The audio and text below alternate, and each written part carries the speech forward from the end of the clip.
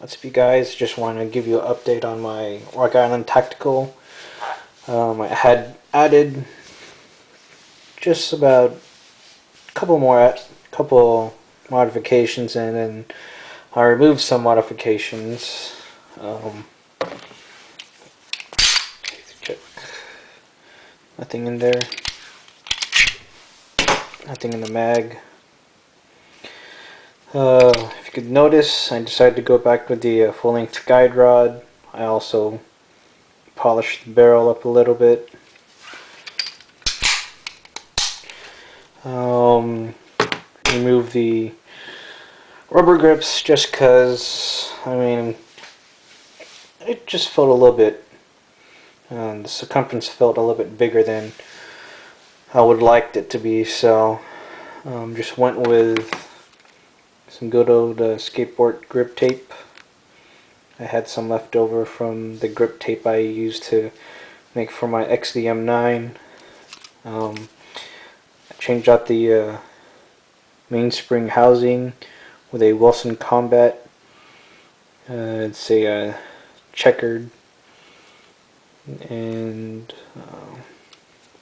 also bought a Infinity trigger bow and short flat trigger insert. Also didn't cost me anything. You could see it. It's not focusing well. I also dremeled out the front sight, added some white paint to it, so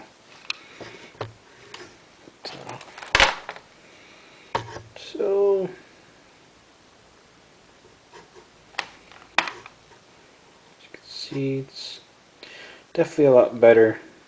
Trying to find the front sight. So, but that's about it. I think I'm done with modifications. I had problems these last 2 days trying to figure out what was wrong with the installation of the trigger, because it seemed that the hammer wouldn't lock up with the sear. It kept on dropping every time I rocked the slide. So I went in and I found out that the sear spring was not on the sear. I had accidentally placed the whole entire time on the back of the trigger bow. Camera's not going to focus it well, but right there.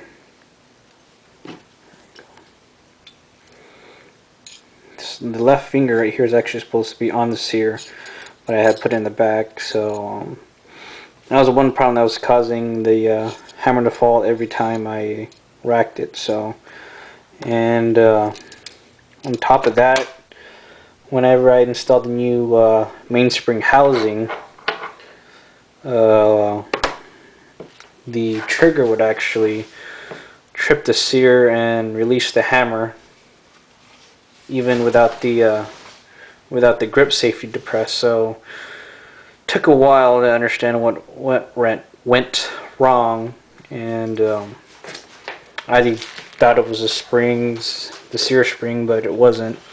Eventually I found out that it was the mainspring housing. I was actually had a little bit too much material up here, which was causing the grip safety to be depressed just a little bit, which caused the I guess you could say the finger right here to actually not be behind the back of the trigger bow. So that was the problem. So I noticed, because this is the stock mainspring housing. You really can't see it, but basically from the factory they had actually also removed some material up here, just to relieve it because of that problem. So I did the same thing with the new one, and it runs perfectly as of now. So also, one thing I totally sucked about the Infinity trigger is, I mean, you know, I spent $60 on it, so I think it would have been nice if they included a lose my trigger.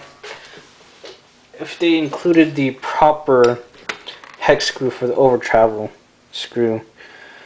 I didn't have it. It was pretty small, so basically what happened, I just took a plier and started screwing in to adjust it in the back, and then all of a sudden my threads just got messed up, so I couldn't screw it in any further, so I just got a file and just filed down the back end until I got to the point of where I got the right over travel for my Rock Island Armory. So, but yeah, I think that kind of was a bummer that they didn't include the proper size hex screw for the trigger. So, I mean, you know, at least provide it. I mean, you're paying $60 for it, so you know. But that's about it. I show you the results of the trigger because I actually messed around with the middle sear spring finger, so action is actually pretty good. So actually, I feel that the weight on the trigger actually is a lot better than what came factory. So here's the pull.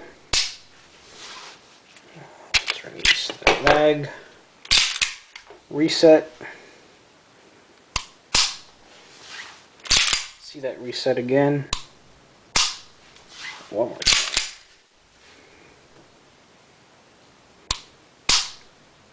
So I'm actually pretty impressed with the STI trigger.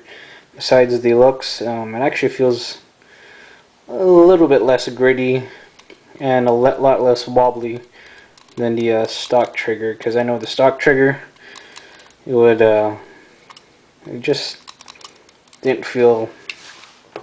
I guess it shouldn't feel as good as the STI trigger or the Infinity trigger. So, but I'm happy with that. It was a pretty good investment in the trigger. Infinity has these other things that they have, tri-glide trigger, is it sear spring and other stuff. So, but that'd been a little bit more pricey. So I'm fine with just the trigger. But anyways, that should be it for the update. I still have only 200 rounds through it, but maybe next week I'll take it out to the range again and see how my shooting is. So anyways, thanks you guys for watching.